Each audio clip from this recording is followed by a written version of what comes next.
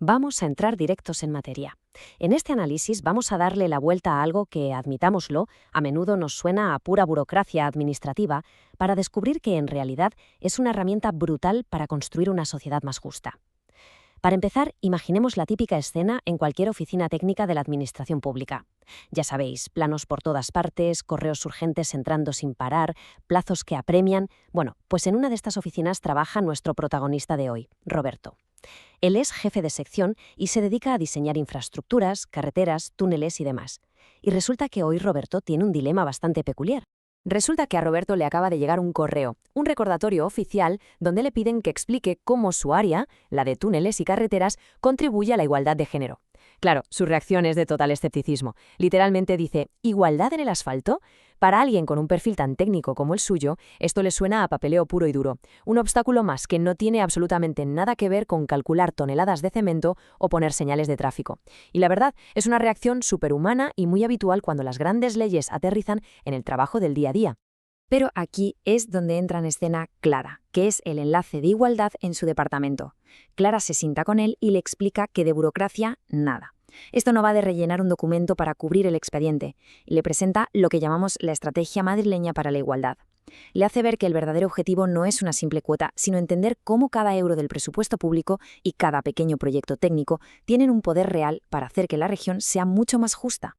A ver, hagamos una pequeña pausa y vayamos a la raíz del asunto, porque esto es clave. Para entender por qué a Roberto le piden esto, hay que mirar el marco legal.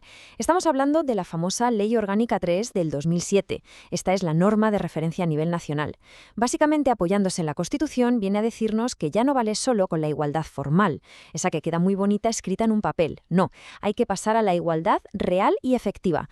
El objetivo es eliminar cualquier rastro de discriminación en la política, en el trabajo, en la economía, en todo. Es un mandato que nos obliga a todos los poderes públicos a pasar a la acción.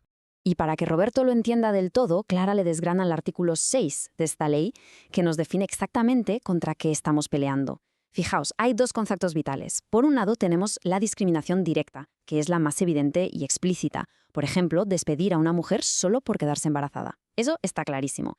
Pero ojo al otro lado, la discriminación indirecta. Esta es súper sutil. Ocurre cuando tienes una regla o un diseño que parece totalmente neutral, pero que a la hora de la verdad pone en desventaja a un sexo frente al otro. Un ejemplo clásico sería exigir pruebas físicas extremas y desproporcionadas para un puesto de oficina que no las necesita en absoluto. Es precisamente esta discriminación silenciosa e indirecta la que tenemos que detectar y corregir al diseñar políticas. Y así llegamos a la estrategia madrileña 2018 a 2025, que de hecho se prorroga hasta el 26. Si la ley nacional es la teoría, esta estrategia es la práctica, es el brazo operativo en la Comunidad de Madrid. Y si alguien piensa que estos son solo buenas intenciones, que se fije en esta cifra, más de 254 millones de euros. Madre mía, es un presupuesto espectacular. Cuando una administración pone esta cantidad de dinero sobre la mesa, el mensaje es rotundo. La igualdad no es un tema de relleno, es un compromiso estructural gigante y tiene la fuerza financiera necesaria para cambiar las cosas de verdad. Y lógicamente todo ese dinero no se gasta al azar, se reparte al milímetro a través de 157 medidas concretas. Estamos hablando de acciones que se pueden medir, que tienen responsables con nombres y apellidos y que tocan absolutamente todas las consejerías del gobierno regional, desde el empleo hasta la educación y, efectivamente, también las infraestructuras de Roberto. Fijaos en la estructura de esta estrategia, porque se divide en estos 9 grandes ejes y cubre absolutamente de todo. Va desde fomentar el liderazgo en el empleo hasta el deporte, la lucha contra la violencia de género o combatir la feminización de la pobreza. Al ver esto todo junto, nos damos cuenta de que la igualdad de oportunidades es como un puzzle gigante donde encajan todos y cada uno de los sectores de nuestra sociedad. Pero Clara frena a Roberto y le dice, ojo, céntrate aquí, en el eje 9. Este eje va de incorporar la perspectiva de género dentro de la propia administración autonómica. Y esto es un cambio de chip total. Significa que la igualdad ya no es el problema de ese otro departamento que está en el edificio de enfrente. No, ahora es parte del ADN de gestión diaria de absolutamente cualquier empleado público. Y para aplicar esto, entra en juego una palabra técnica que seguro que hemos escuchado 1000 veces, la transversalidad del artículo 15 de la ley. ¿Qué significa esto de forma sencilla? Pues que la perspectiva de género es como unas gafas que todo profesional de lo público tiene que ponerse obligatoriamente. Significa que integramos la igualdad desde el minuto cero, cuando inventamos una norma, cuando diseñamos un servicio y cuando gastamos el presupuesto, en todos los ámbitos. A pesar de toda esta explicación, Roberto sigue siendo un ingeniero muy pragmático. Así que vuelve a su duda inicial: ¿cómo narices aplico yo la transversalidad jurídica al asfalto de una carretera? Es decir, ¿qué tienen que ver los puentes y los túneles con la igualdad de género? Y es una pregunta buenísima, la verdad. Pues aquí es donde Clara da en el clavo con un ejemplo brillante del propio departamento de Roberto. Le recuerda un proyecto reciente. Paso 1. Reciben quejas de ciudadanos porque unas áreas de descanso de la autopista están muy oscuras.